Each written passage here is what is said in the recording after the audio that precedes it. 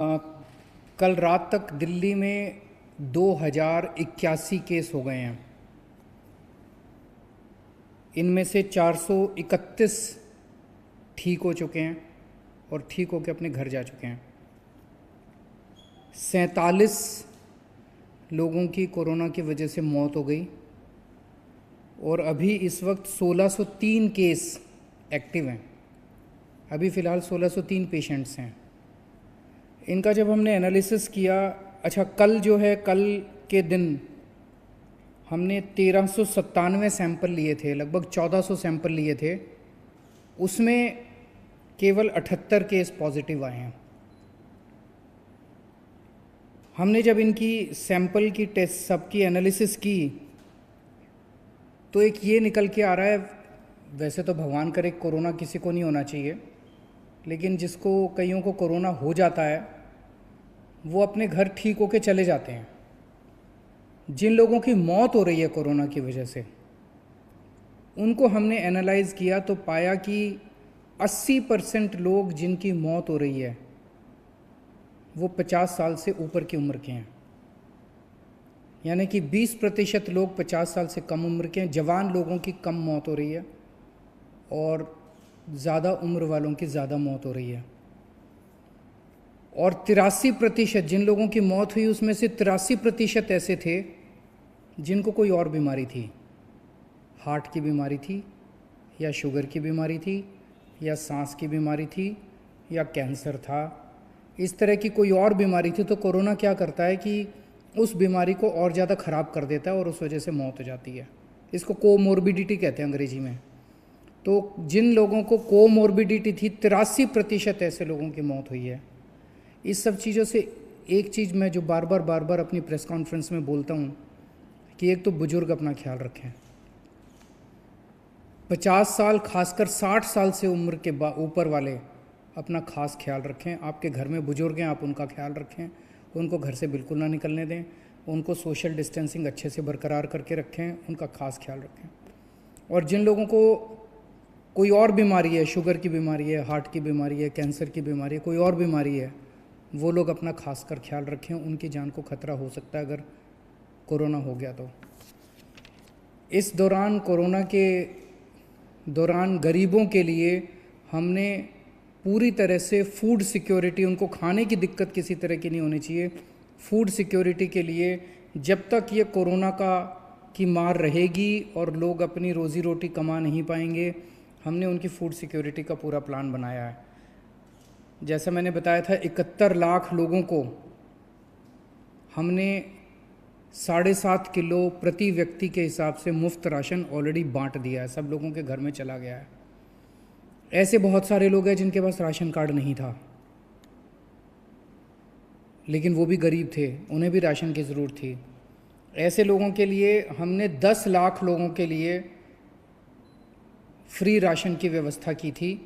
लेकिन अब निकल के आ रहा है कि ऐसे और भी बहुत लोग हैं, तो आज सरकार ने ऐसे 30 लाख लोगों के लिए और राशन का इंतज़ाम किया है। तो 71 लाख लोगों को तो हमने राशन बांट दिया, ऑलरेडी उनके घर चला गया। जिन लोगों के पास राशन कार्ड नहीं है, इनकी भी काफ़ी एप्लीकेशंस, लगभग 38 लाख एप्लीकेशन आई हैं। तो उसमें हमें लगता है कि कई लोग हो सकता है राशन लेने ना आएँ, लेकिन आएंगे तो सबको देंगे। आज सरकार ने निर्णय लिया 30 लाख और लोगों को राशन दिया जाएगा जिनके पास राशन कार्ड नहीं है। तो लगभग 1 करोड़ लोगों को दिल्ली के अंदर हम लोग फ्री राशन दे रहे हैं।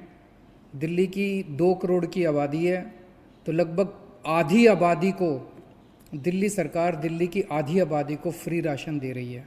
तो आज ही सरकार ने निर्णय लिया 30 लाख लोगों को और फ्री राशन दिया जाएगा। ये 30 लाख लोग वो हैं जो वेबसाइट के ऊपर कोई आधार कार्ड या कोई कार्ड के बेसिस पे अप्लाई करेंगे। ऐसे बहुत सारे लोग हैं जिसके पास कोई कार्ड नहीं है, कुछ नहीं है। बहुत सारे लोग हैं जो कुछ महीनों के लिए दिल्ली कमाने के लिए आते हैं, यूपी से, बिहार से, इधर से उधर से, और फिर थोड़े कुछ महीने रह के चले जाते हैं। लॉकडाउन की वजह से वो लोग दिल्ली में रुक गए हैं।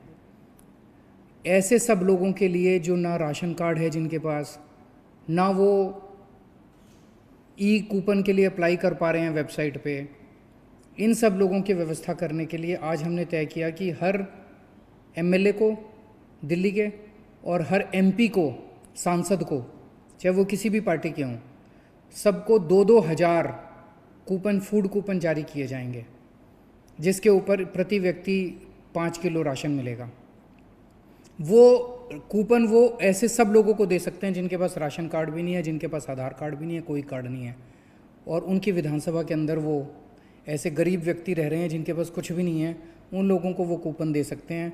हर विधायक को और हर सांसद को 2-2 हज़ार कूपन, फूड कूपन्स जारी किए जाएंगे। एक और निर्णय आज सरकार ने लिया, चूँकि काफ़ी दिन से लॉकडाउन चल रहा है, गरीबों के घर में बिल्कुल कमाई बंद हो गई है, तो केवल चावल और गेहूं से तो काम नहीं चलता। इसीलिए 28 या 29 अप्रैल से जब अगले महीने का राशन बंटना चालू होगा, मई का, तो हर परिवार को, जिनके पास राशन कार्ड है उनको भी और जो ई कूपन लेके आएंगे उनको भी एक एक किट दी जाएगी बेसिक सामान की, जिसमें खाने का तेल होगा, छोले होंगे, चीनी होगी, नमक होगा, हल्दी होगी, मसाले होंगे, साबुन होगी।